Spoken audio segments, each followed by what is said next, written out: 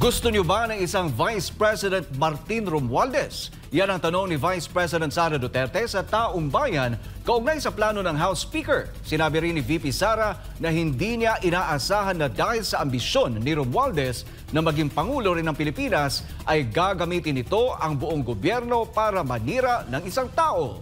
Narito ang balita ni Jason Rubrico. All this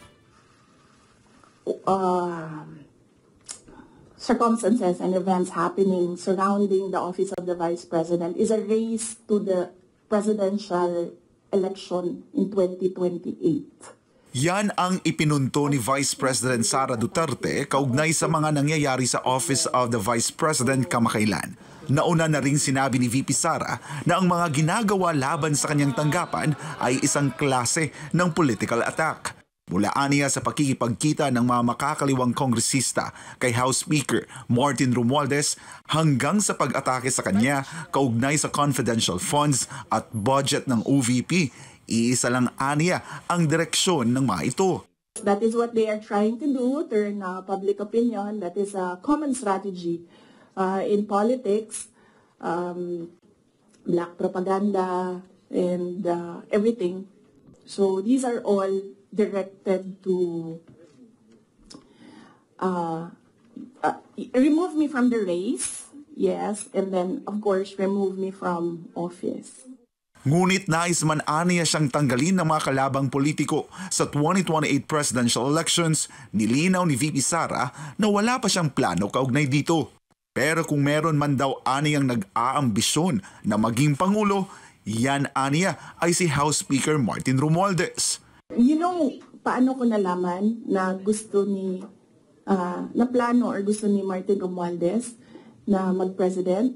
Ay, naku. Halaga. Sasabihin ko sa'yo. And this is personal knowledge. Kasi narinig ko talaga. I was there. So, kaya alam ko sa simula pa lang, nung narinig ko yun, okay. Sabi ng bise na wala lang naman sa kanya ang sinabi ni Romualdez dahil lahat naman aniya ay may karapatang tumakbo para sa pagkapangulo.